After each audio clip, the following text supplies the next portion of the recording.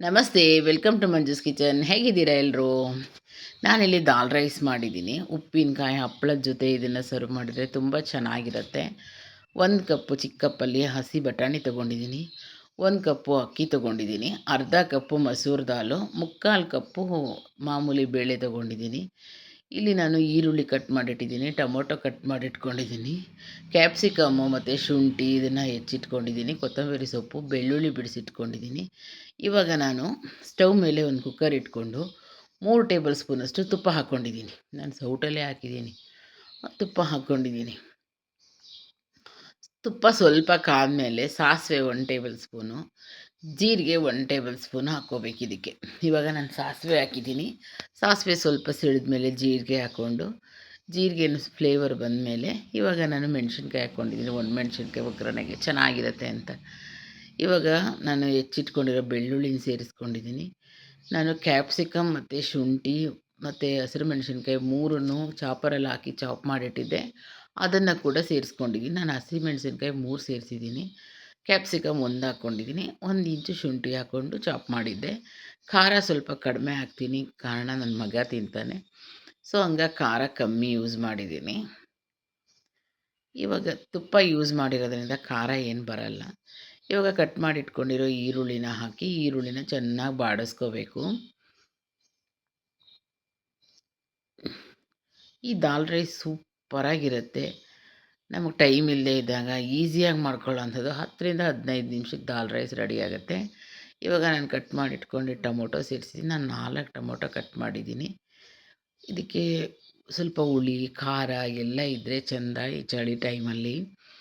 ಹಂಗಾಗಿ 4 tomato cut ಮಾಡಿದ್ದೆ ದಪ್ಪದು. ಇವಾಗ ಅದನ್ನು ಸ್ವಲ್ಪ ಬಾಡಿಸ್ಕೊಂಡಾದ್ಮೇಲೆ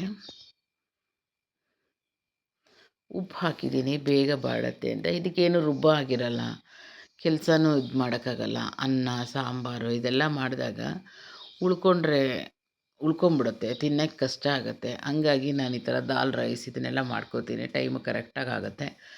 ಇವಾಗ ನಾನು ಬಟಾಣಿನ ಸೇರಿಸ್ಕೊಂಡಿದ್ದೀನಿ. ಹಸಿ ಬಟಾಣಿ ಬಂದಿದೆ ಇವಾಗ, ಹಾಗಾಗಿ ನಾನು ಹಸಿ ಬಟಾಣಿನ ಸೇರಿಸ್ಕೊಂಡಿದ್ದೀನಿ. ನೀವಿಲ್ಲಿ ನೋಡ್ತಾ ಇರ್ಬೋದು. ಹಸಿ ಬಟಾಣಿನ ಸೇರಿ ಒಂದು 5ರಿಂದ 10 ನಿಮಿಷ ಅದನ್ನು ಬೇಯಕ್ಕೆ ಬಿಟ್ಟಿದ್ದೀನಿ. 5 ನಿಮಿಷ ಬಿಟ್ಟರೆ ಸಾಕು. ಇವಾಗ ಇದಕ್ಕೆ ಅಚ್ಚ ಖಾರದ ಪುಡಿ 2ರಿಂದ 3 ಟೇಬಲ್ ಸ್ಪೂನ್ ಅಚ್ಚ ಖಾರದ ಪುಡಿ ನಾನು ಸ್ವಲ್ಪ ದೊಡ್ಡ ಸ್ಪೂನಲ್ಲೇ ಹಾಕ್ಕೊಂಡಿದ್ದೀನಿ. ಸ್ವಲ್ಪ ಗರಂ ಮಸಾಲ ಸೇರಿಸಿದ್ರೆ ಸಾಕು. ಇದಕ್ಕೆ ಯಾವುದೇ ಬೇರೆ ಮಸಾಲೆಗಳೆಲ್ಲ ಏನೂ ಹಾಕೋ ಹಾಗಿಲ್ಲ. ಸ್ವಲ್ಪ ಗರಂ ಮಸಾಲೆ ಸೇರಿಸಿ ಇವಾಗ ಅದನ್ನು ಚೆನ್ನಾಗಿ ಮಿಕ್ಸ್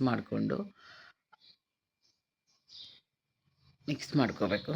ಇವಾಗ 1 ಟೇಬಲ್ ಸ್ಪೂನಷ್ಟು ಅರಿಶಿನ ಪುಡಿ ಸೇರಿಸ್ಬಿಟ್ಟು, ನಾನಿಲ್ಲಿ ಅಕ್ಕಿ ಬೇಳೆ ಎಲ್ಲ ಮಿಕ್ಸಲ್ಲಿ ತೊಳ್ಕೊಬೇಕು. ಇವಾಗ ನಾನು ತೊಳೆದಿಟ್ಕೊಂಡಿರೋ ಬೇಳೆಗಳನ್ನ ಹಾಕಿ ಮಿಕ್ಸ್ ಮಾಡ್ಕೋತೀನಿ. ನಾವು 1 ಕಪ್ಪು ಅಕ್ಕಿಗೆ 2 ಕಪ್ ನೀರು ಹಾಕ್ತೀವಿ, ಆದರೆ ಇಲ್ಲಿ ಹಾಗಲ್ಲ. 1 ಕಪ್ ಅಕ್ಕಿಗೆ 3 ಕಪ್ ನೀರು, ಹಾಗೆ 1 ಕಪ್ ಬೇಳೆಗೆ 3 ಕಪ್ ನೀರು, 6 ಕಪ್ ನೀರನ್ನ ಸೇರಿಸ್ಕೊಂಡಿದ್ದೀನಿ ನಾನಿವಾಗ. ಸೇರಿಸ್ಕೊಂಡು ಒಂದು ಮಿಕ್ಸ್ ಕೊಡ್ತೀನಿ. ಒಂದೇ ಸಲ 6 ಕಪ್ ಸೇರಿಸ್ಕೊಂಬಿಟ್ರೆ ಸರಿ, ಇಲ್ಲಾಂದರೆ ನೀರು ಸೇರಿಸ್ಬೇಕಾಗತ್ತೆ. ನಾನು 3.5 ಕಪ್ಪು 6 ಕಪ್ಪು ನೀರು ಹಾಕಿದ್ರು ಇನ್ನೂ ಸ್ವಲ್ಪ ಗಟ್ಟಿನೇ ಇತ್ತು. ಆಮೇಲೆ ಸ್ವಲ್ಪ ಬಿಸಿ ನೀರು ಸೇರಿಸಿ ಮಿಕ್ಸ್ ಮಾಡಿಕೊಂಡೆ. ಸೂಪರಾಗಿ ಬಂತು ದಾಲ್ ರೈಸು. ಇವಾಗ ಮತ್ತೆ ಒಂದು ಸ್ಟವ್ ಹಚ್ಕೊಂಡು 2 ಟೇಬಲ್ ಸ್ಪೂನಷ್ಟು ಎಣ್ಣೆ ಹಾಕ್ಕೋಬೇಕು.